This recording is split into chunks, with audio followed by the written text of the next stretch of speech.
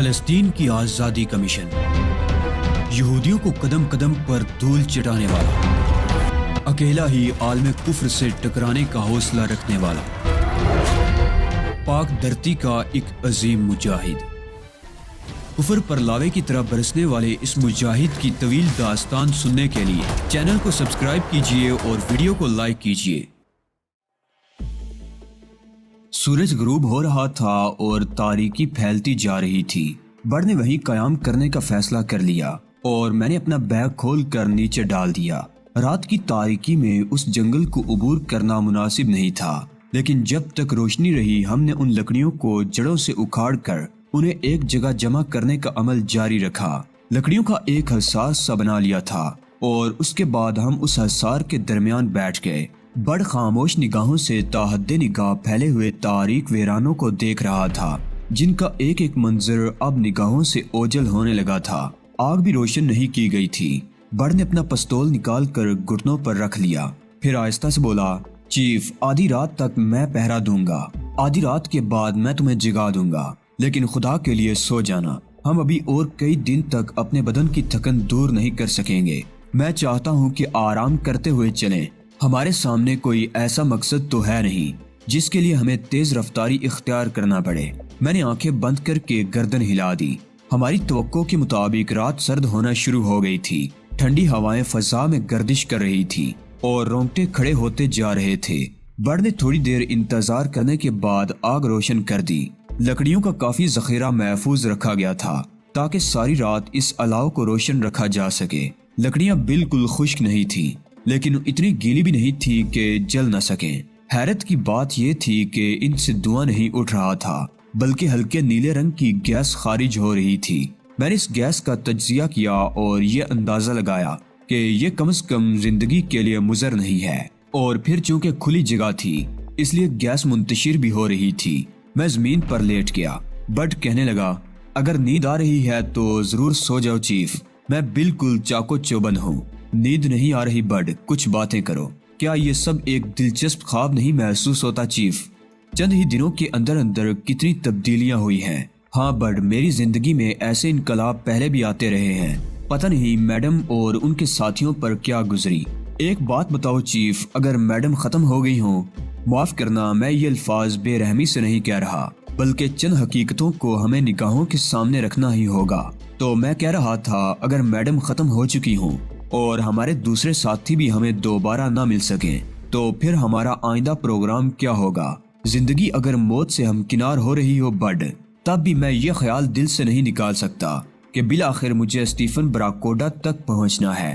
میں اس کی تلاش کروں گا اور اسے معلوم کروں گا کہ لائن آف کروزل کی 3 فیکٹریاں کس نے تباہ کی اور اسرائیلی جاسوس لائن آف کروزل کے خلاف کیا منصوبے بنا رہے ہیں، اور پھر میں اسٹیفن براکوڈا کو ہلاک کر دوں گا۔ میرے لہجے میں کوئی ایسی بات تھی کہ بڑ آنکھیں پھاڑ کر مجھے دیکھنے لگا، اور پھر اس نے متاثر لہجے میں کہا، در حقیقت چیف، تم اس وقت تک اس دنیا میں رہو گے جب تک اسٹیفن براکوڈا ہلاک نہیں ہو جاتا۔ لکھ لو، اس بات کو لکھ لو۔ بڑ نجومی نہیں ہے، لیکن جب وہ بات اتنے اعتماد سے کہتا ہے تو اس کی ایک حیثیت ہوتی ہے۔ میں خاموشی سے خلا میں گھورنے لگا۔ بڑ تھوڑی دیر تک میرے بولنے کا انتظار کرتا رہا، پھر اس نے پلٹ کر میری طرف دیکھا مگر خاموش رہا۔ نہیں بڑ، میں سو نہیں رہا۔ میں نے کہا، دیکھو چیف، تم ضرور سو جاؤ، ہمارے پاس بہت وقت ہے سوچنے کے لیے۔ نیند ذہنی تھکن دور کر دے گی، پلیز سو جاؤ۔ تم ایک ہمدرد انسان ہو بڑ۔ میں سوچ رہا ہوں اب جب فاخرہ ہمارے ساتھ نہیں ہے تو تم میرا ساتھ کیوں دے رہے ہو؟ تم اپنی زندگی کیوں خطرے میں ڈالے ہوئے ہو؟ نہیں چیف، تمہیں اس وقت کچھ سوچنے کی اجازت نہیں ہے، سو جاؤ۔ دن کی روشنی میں تم اگر چاہو تو مجھ سے اس موضوع پر بات کر سکتے ہو، بڑ نے کہا، اور میں نے مسکرا کر آنکھیں بند کر لی۔ رات آدھی گزر گئی، آسمان شفاف تھا۔ بڑ نے مجھے جگایا تو مجھے حیرت ہوئی۔ کیا میں سو گیا تھا؟ کچھ یاد نہیں تھا۔ بڑ کے بارے میں بھی کچھ نہیں معلوم تھا کہ وہ کیا کرتا رہا، لیکن آنکھوں میں نیند کی کیفیت بھی نہیں تھی۔ میں نے بڑ سے اپنی اس کیفیت کا تذکرہ نہیں کیا اور اسے آرام کرنے کے لیے کہا۔ بڑ نے اپنا تھیلا سر کے نیچے رکھا اور آرام سے کروٹ بدل کر لیٹ گیا۔ جی چاہا کہ آنکھوں پر پانی کے چھینٹے ماروں۔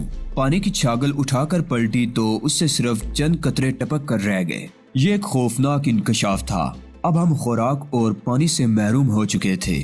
میں نے آسمان کی طرف دیکھا اور میرے لبوں سے یہ دعا نکل گئی، معبود اب ہمیں تیرا فضل درکار ہے، ہم بے دست و پا ہو چکے ہیں، تیری طرف سے طلبی ہے تو میں حاضر ہوں، اور اگر مجھے اپنے مسلمان بھائیوں کی خدمت کرنے کے لیے چند سانسیں اور عطا کرنا چاہتا ہے تو مجھے زندگی کی سہولتیں میسر کر۔ بڑا اعتماد تھا اس دعا میں اور آسمان سے اس کا جواب ملا۔ میرے معبود نے مجھے مایوس نہ کیا۔ شفاف آسمان پر دھند طاری ہونے لگی اور بہت دور روشنی کے کوندے لپکنے لگے، اس کے ساتھ ہی بادلوں کی گرج بھی سنائی دی تھی۔ کچھ دیر بھی تو نہیں گزری تھی مجھ گنہگار کو اپنے رب سے کچھ مانگے ہوئے کہ اس نے عطا کر دیا تھا۔ بارش کی پہلی بوند زمین تک پہنچی تو بڑ اچھل کر کھڑا ہو گیا، پھر اس کی حلق سے کلکاری سی نکلی، بارش۔ لیکن میں اب کچھ نہیں سننا چاہتا تھا۔ احسان کرنے والے کا شکریہ ادا کرنے کی خواہش دل میں مچل رہی تھی۔ میں سر بسجود ہو گیا۔ بارش زور سے شروع ہو گئی تھی اور بڑ نے سارے کپڑے اتار دیے تھے۔ وہ اچھل کود مچا رہا تھا اور میری زبان پر صرف اور صرف سبحان ربی الاعلیٰ تھا اور کچھ کہنے کو جی نہیں چاہ رہا تھا۔ آگ بارش سے بجھ گئی تھی اور حیرت انگیز طور پر سردی کا احساس جاتا رہا تھا۔ لکڑیوں کے وہ انبار بھیگ رہے تھے جو ہم نے سردی سے بچاؤ کے لیے جمع کیے تھے۔ چیف، بارش، او مائی گاڈ، ہمارے پاس پانی بھی نہیں رہا تھا چیف۔ نہانے کو کتنا جی چاہ رہا تھا۔ سارے بدن میں ایسی بو رچ گئی تھی کہ خود سے کراہیت محسوس ہو رہی تھی۔ چیف، ارے یہ کیا کر رہے ہو؟ بڑ چونک کر رک گیا تھا۔ میرا دل سیر نہیں ہوا تھا، بس یہی خواہش تھی کہ اسی طرح سجدے میں پڑا اس کا شکریہ ادا کرتا رہوں، لیکن بے وقوف بڑ نے میری یہ خواہش پوری نہ ہونے دی۔ وہ تشویش زدہ ہو کر میرے پاس آ بیٹھا۔ چیف، تمہیں کیا ہو گیا؟ کیا سردی لگ رہی ہے؟ وہ مجھے جھنجھوڑنے لگا اور پھر اس گدھے نے مجھے سیدھا کرنے کی کوشش شروع کر دی۔ مجبوراً میں سجدے سے اٹھ گیا۔ بڑ احمق، کیا فضول حرکت ہے، میں نے برہمی سے کہا۔ تمہیں کیا ہو گیا تھا چیف؟ بالکل بے وقوف بڑ، کیا تم اس طرح اوندے ہو کر میری بے وقوفی پر غور کر رہے تھے چیف؟ بڑ نے متخیرانہ انداز میں کہا اور مجھے ہنسی آ گئی۔ ہاں، میں بھی ہنس پڑا۔ یہ کوئی جدید سائنٹیفک طریقہ ہے غور کرنے کا؟ شاید، میں نے بدستور ہنستے ہوئے کہا اور پھر اٹھ کھڑا ہوا۔ بارش خوب زوردار ہونے لگی تھی۔ میں بھی نہانے میں مصروف ہو گیا۔ ہم نے پانی کا ذخیرہ بھی کر لیا۔ بارش کوئی 2 گھنٹے جاری رہی اور پھر آسمان پہلے کی مانند شفاف ہو گیا۔ اس بارش نے دل کی کثافت دھو دی تھی۔ یہ میرے لیے تائید غیبی تھی۔ اس سے بڑا سہارا، اس سے بڑی کوئی اور امید بھی ہو سکتی تھی۔ میں اس کی نگاہ میں تھا جو ہر جگہ موجود ہے۔ اس سے رابطے کے لیے کسی ٹرانسمیٹر کی، کسی مادی ذریعے کی ضرورت نہیں ہوتی۔ جہاں ہو، جس حال میں ہو، اسے آواز دے لو۔ بس لگن اور سچائی کی ضرورت ہوتی ہے۔ کلیجہ ہاتھ بھر کا ہو گیا تھا۔ یہ بارش خوب ہوئی چیف، حالانکہ آسمان شفاف تھا۔ بڑ نے کہا۔ ہاں بڑ، یہ کسی کا تحفہ تھا ہمارے لیے، میں نے آہستہ سے کہا۔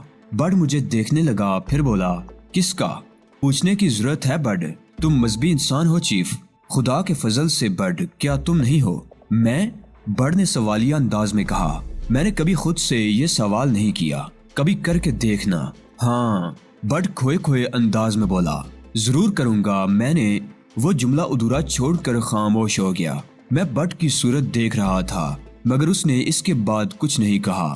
تمہارے بارے میں طویل نہیں جانتا بڑ، بس چیف میں نے بڑے اہتمام سے ماضی کی ایک قبر بنائی ہے اور اس پر پتھر کی موٹی موٹی سلیں ڈھک دی ہیں۔ میں نے طویل عرصے تک ان وزنی سلوں میں کبھی جنبش نہیں ہونے دی، لیکن اب کبھی کبھی یوں محسوس ہوتا ہے جیسے زلزلہ آ رہا ہو۔ یہ سلیں ہلنے لگتی ہیں اور ان کے رخنوں سے ماضی کے ناگ پھن لہراتے نظر آتے ہیں۔ پھر ان لہراتے ہوئے ناگوں کے سر کچلنے میں بڑی دقت ہوتی ہے۔ بہت پریشان ہو جاتا ہوں میں۔ بٹ کے لہجے میں تلخی آ گئی تھی۔ کیا ماضی ہے تمہارا بڈ؟ چھوڑو چیف، کیا فائدہ، کیا کرو گے؟ چھوڑو چیف، کیا فائدہ، کیا کرو گے اس کے بارے میں جان کر؟ بڈ نے افسردگی سے کہا۔ میں تمہیں مجبور نہیں کروں گا بڈ، لیکن میرے دل میں تمہارا ایک مقام ہے۔ تم بے جگر اور دلیر انسان ہو۔ یہ بتاؤ، فاخرہ یعقوبی کے ساتھ کب سے کام کر رہے ہو؟ 2 سال ہوئے۔ کیا تم اس کے کسی سلسلے میں احسان مند ہو؟ اس کا تو نہیں چیف، ایک بڑے آدمی کا جو ایک عرب ملک کا باشندہ ہے۔ اس نے مجھ پر کچھ احسانات کیے تھے اور پھر اس کی خواہش ہوئی کہ میں اس سلسلے میں کام کروں۔ میں نے قبول کر لیا۔ اسی نے مجھے میڈم کے سپرد کیا تھا۔ تم بہت دلیر انسان ہو، انتہائی مضبوط اعصاب کے مالک۔ اور میں ایسے لوگوں سے عشق کرتا ہوں۔ مجھے یقین ہے چیف، میں جانتا ہوں کہ تم ہی ایسا کر سکتے ہو، تم جو کسی سہارے کے بغیر لینڈ روور کی چھت پر چڑھ کر ہیلی کاپٹر گرا سکتے ہو۔ اپنی بات بھی تو کرو چیف۔ میں مسکرا دیا۔ بڈ کسی سوچ میں گم ہو گیا تھا، پھر اس نے آسمان کی طرف دیکھ کر کہا، یہ بارش بار بار مجھے حیرت میں مبتلا کر رہی ہے چیف۔ چھوڑو بڈ، آرام کرو۔ آرام؟ بڈ کے لہجے کی تلخی ابھی برقرار تھی۔ ہاں، تم سو نہیں سکے۔ یہ تو ٹھیک ہے چیف، لیکن اب مجھے نیند نہیں آ رہی، اس نے بیزاری سے کہا۔ کیوں؟ میں نے مسکرا کر اسے دیکھا۔ تم شاید عبادت کر رہے تھے، میں نے تمہارے ہم مذہبوں کو اسی طرح عبادت کرتے دیکھا ہے۔ ہاں بڈ، میں سجدہ شکر ادا کر رہا تھا۔ میں نے بارش کی دعا مانگی تھی اور آسمان سے پانی ٹپکنے لگا۔ کیا ایسا ہو جاتا ہے؟ وہ کسی قدر تعجب سے بولا۔ ضرور ہوتا ہے بڈ، کبھی سچے دل سے کوئی دعا مانگو۔ کیا مانگوں؟ کس کے لیے مانگوں؟ کچھ بھی تو نہیں چاہیے مجھے، کرنا بھی کیا ہے کسی چیز کا۔ زندہ ہوں اور جب تک زندگی ہے زندہ رہوں گا۔ ہر کام اسی اعتماد سے کرتا ہوں کہ جو ہونا ہے وہ ضرور ہوگا، اسے روکا نہیں جا سکتا، اور جو نہیں ہونا وہ نہیں ہوگا۔ مجھے تو کچھ کبھی نہیں چاہیے چیف، کسی شے کی ضرورت نہیں ہے، زندگی کی بھی نہیں۔ اب اس کے لہجے میں یاسیت اود کر آئی تھی۔ دل ہلکا کرو بڈ، اپنے بارے میں بتاؤ، میں نے نرمی اور محبت سے کہا۔ بتانے کی کوئی بات ہی نہیں ہے چیف، کوئی کہانی ہو تو سناؤں۔ انسانوں ہی کی ایک بستی کا باشندہ ہوں، کوئی بھی نام فرض کر لو اس بستی کا۔ انسان ہر جگہ یکساں ہوتے ہیں۔ ایک گھر تھا جہاں ہوش سنبھالا تھا، آرام کی جگہ تھی، کوئی تکلیف نہیں تھی اس گھر میں، خوشحال زندگی تھی۔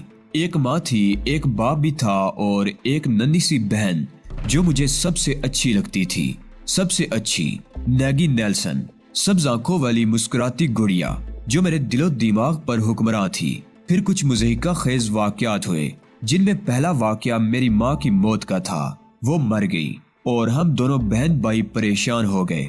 وہ کون کرتا جو ماں کرتی تھی؟ ہم خود تو نہ کر سکتے تھے، ہماری پریشانیوں کا کوئی حل نہیں تھا۔ باپ نام کا شخص بھی ہمارے لیے وہ سب کچھ نہیں کر سکتا تھا۔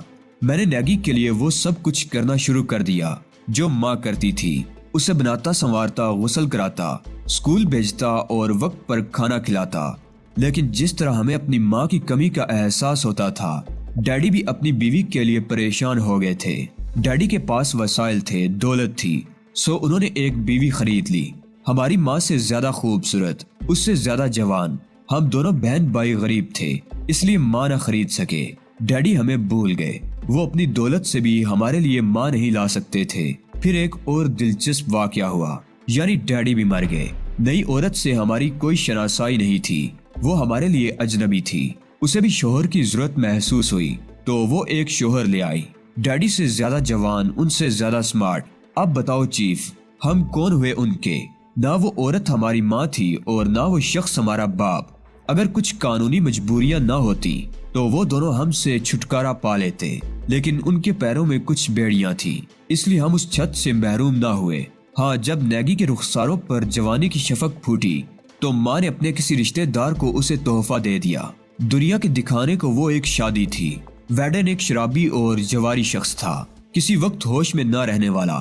نیگی کے رخساروں کی شفق ڈوبنے لگی، اس کی آنکھوں کے گرد ہلکے نمودار ہو گئے، وہ کھانسنے لگی۔ ایک دن میں اپنی بہن کے فلیٹ میں داخل ہوا تو ویڈن میری بہن کو بری طرح پیٹ رہا تھا، وہ سسکیاں لے رہی تھی۔ میں نے ویڈن کو پکڑ لیا۔ یہ کیا کر رہے ہو تم؟ میں نے غصے سے چیخ کر کہا۔ کون ہو تم؟ وہ دوڑا۔ میں نیگی کا بھائی ہوں، میں نے کہا، اور میں اس کا شوہر، سمجھے؟ فوراً باہر نکل جاؤ، میاں بیوی کے معاملات میں کسی اور کو دخل نہیں دینا چاہیے، اس نے مجھے سمجھایا۔ ویڈن، نیگی میری بہن ہے، ایسی بہن جس کی پرورش خود میرے ہاتھوں ہوئی ہے، اور اس کے بعد تم نے اسے میرے حوالے کر دیا ہے، یہ یاد ہے تمہیں؟ ہاں یاد ہے، لیکن اس کی یہ حالت بنانے کے لیے نہیں۔ دیکھو مسٹر بڈ، جو چیز میری ملکیت ہے اس کے ساتھ میں جو کچھ بھی کروں اس میں کسی دوسرے کو مداخلت نہیں کرنا چاہیے۔ دروازہ کھلا ہے، باہر نکل جاؤ فوراً، اس نے انگلی سے اشارہ کیا۔ میں نے نیگی کی طرف دیکھا، وہ سسکیاں لے رہی تھی۔ تب میں نے آہستہ سے کہا، خود کو تبدیل کرو ویڈن، میں اپنے ہاتھوں سے لگائے ہوئے پودے کو مرجھاتے نہیں دیکھ سکتا۔ Get out. ویڈن داڑا اور میں خاموشی سے باہر نکل آیا، لیکن میرا دماغ کھول رہا تھا۔ نیگی کی زندگی کے لیے یہ عذاب مجھے گوارا نہیں تھا۔ بہت سے منصوبے میرے ذہن میں آ رہے تھے، لیکن نیگی سے مشورہ کیے بغیر میں کچھ نہیں کر سکتا تھا۔ پھر ایک بار میں اس سے تنہائی میں ملا۔ نیگی، میں تمہیں اس حال میں نہیں دیکھ سکتا، اس طرح تو تم مر جاؤ گی۔ میں کیا کروں بڑ، تم بتاؤ، اسے علیحدگی اختیار کر لوں، اس کے بعد کیا ہوگا؟ کیا مطلب؟ میں نے حیرانی سے کہا، کہاں جاؤں گی میں؟ کیا واپس اسی گھر میں جہاں ہمارے لیے کچھ نہیں ہے؟ تم ایک گھر حاصل کر لو، اس کے بعد بھی اگر ویڈن نے اپنا رویہ تبدیل نہ کیا تو میں وہ جملہ ادھورا چھوڑ کر سسکیاں لینے لگی۔ ٹھیک ہے نیگی، تیرے لیے میں یہ سب کچھ کروں گا، میں نے کہا، اور اس کے بعد میں نے ملازمت تلاش کی۔ ایک شناسا نے مجھے ایک کمپنی میں ملازم کرا دیا۔ ویڈن بھی اسی کمپنی میں کام کرتا تھا، وہ مجھ سے اعلیٰ عہدے پر تھا، اس لیے میرے ساتھ ہمیشہ حقارت کا سلوک کرتا تھا۔ ایک دن میں نیگی سے ملا تو اس نے بتایا کہ ویڈن نے اپنا رویہ کچھ تبدیل کر لیا ہے اور ایک اچھا انسان بننے کی کوشش کر رہا ہے۔ میں نے اسے کہا کہ اگر وہ خوش ہے تو مجھے ویڈن سے کوئی شکایت نہیں ہے۔ میں نے دفتر میں ویڈن کی عزت کرنا شروع کر دی، جبکہ پہلے سب کچھ اس کے برعکس تھا، لیکن ویڈن کا رویہ بدستور رہا۔ ویڈن کے اچھے انسان بننے کے کچھ اثرات نیگی کے چہرے پر نمایاں نہ تھے، اور ایک دن میں نے اس اچھے انسان کی اچھائیاں پھر اپنی آنکھوں سے دیکھی۔ میں اچانک ان کے فلیٹ میں داخل ہوا تھا، اندر سے رونے اور چیخنے کی آوازیں آ رہی تھی۔ ویڈن نیگی کو بری طرح پیٹ رہا تھا، تھپڑ، لاتیں، گھوسے اور ان کے درمیان نیگی کی چیخو پکار، تم یہاں کیوں آئے ہو؟ وہ مجھے دیکھتے ہی چلایا، یہ کیا ہو رہا ہے؟ میں نے برہمی سے کہا، تم سے مطلب؟ ویڈن، میں نے سرد لہجے میں کہا، کیا تم خود کو نہیں سنبھال سکتے؟ جواب میں اس نے مجھے گالی دی اور نیگی کو چھوڑ کر مجھ پر چپٹا، لیکن اس کے اٹھے ہوئے ہاتھ کو میں نے پکڑ لیا اور سرد لہجے میں بولا، میں تمہارے اس ہاتھ کو شانے سے اکھاڑ سکتا ہوں ویڈن، لیکن ایک موقع اور دیتا ہوں، خود کو سنبھالو، نکل جاؤ میرے گھر سے۔ نہیں ویڈن، یہ اتنا آسان نہیں ہے جتنا تم سوچ رہے ہو، میں تمہیں گرفتار کرا سکتا ہوں، ممکن ہے تم ایسا کر سکو، لیکن اس کے باوجود میں تمہیں نہیں چھوڑوں گا، خیال رکھنا، میں نے تنبیہ کے انداز میں کہا۔ ویڈن نے جو کہا تھا کر دکھایا، اس نے اپنے ایک انسپیکٹر دوست سے مل کر میرے خلاف ایک کیس بنایا اور مجھے 1 سال کی سزا کرا دی۔ میں بے گناہ جیل پہنچ گیا اور میرے دل میں ویڈن کے خلاف نفرت کا طوفان امڑ آیا۔ ملاقات کے دن کوئی مجھ سے ملنے آیا، نیگی کے علاوہ کون ہو سکتا تھا؟ اس کی حالت پہلے سے بھی خراب تھی، پوری کائنات میں چیف اس کے علاوہ کوئی نہیں تھا میرا۔ وہ ہر ملاقات کے دن ویڈن سے چھپ کر آتی، میرے لیے کھانا اور ضرورت کی دوسری چیزیں لاتی، وہ مجھے بے حد چاہتی تھی، لیکن 4 ماہ کے بعد اس نے آنا چھوڑ دیا۔ میں اس کا انتظار کرتا رہا، لیکن وہ نہ آئی۔ میرا دل کسی بے بس پرندے کی مانند پھڑپھڑاتا رہتا تھا، لیکن میں کچھ نہیں کر سکتا تھا۔ نیگی پھر کبھی نہیں آئی، میں افسردگی کی زندگی گزارنے لگا۔ اس دوران جیل کے افسران کو مجھ سے کوئی شکایت نہ ہوئی اور اسی وجہ سے 8 ماہ بعد ہی مجھے رہا کر دیا گیا۔ ویڈن یقیناً مطمئن ہوگا کہ میں 1 سال تک جیل میں رہوں گا، اس لیے میرے پاس موقع تھا۔ میں خاموشی سے پہلے نیگی کی خیریت معلوم کرنے گیا۔ اس کے فلیٹ میں کوئی دوسرا خاندان آباد تھا۔ میرا دل دھک سے رہ گیا۔ پھر وہی ہوا جس کا مجھے خدشہ تھا۔ مجھے علم ہو گیا کہ نیگی مر چکی ہے۔ اس کی موت کی وجہ میں جانتا تھا۔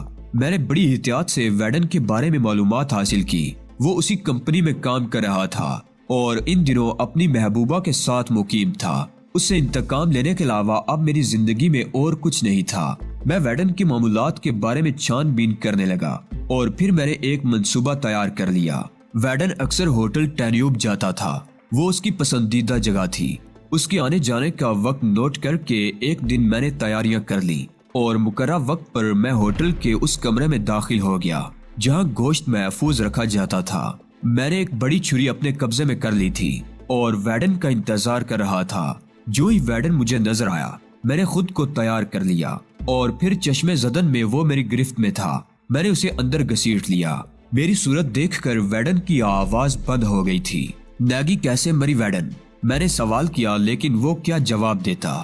میں نے تمہیں سمجھایا تھا ویڈن، لیکن افسوس۔ چھری کے ایک ہی وار نے ویڈن کی انتڑیاں باہر نکال دی۔ اس کے بعد میں اس کے چھوٹے چھوٹے ٹکڑے کرنے لگا۔ ان تمام ٹکڑوں کو میں نے گوشت ٹانگنے والے کانٹوں میں پھنسا کر دوسرے گوشت کے ساتھ ٹانگ دیا اور چیف، اس کے بعد میں نے اپنی دنیا چھوڑ دی۔ کیا رکھا تھا اس دنیا میں؟ نہ جانے کہاں کہاں مارا مارا پھرا۔ کچھ اور واقعات ہوئے اس کے بعد۔ بہرحال اب میں تمہارے ساتھ ہوں۔ بڑ ہنس پڑا۔ زندگی بے وقت ہے میرے لیے، بالکل بے وقت۔ تمہاری کہانی دکھ بری ہے بڑ۔ میں تمہارے لیے افسردہ ہوں۔ اوہ نہیں چیف، میں خود اپنے لیے افسردہ نہیں ہوں تو تم کیوں ہوتے ہو؟ بڑ ہنستے ہوئے بولا، لیکن اس کی ہنسی میں کتنی کراہیں تھی، میں اچھی طرح محسوس کر رہا تھا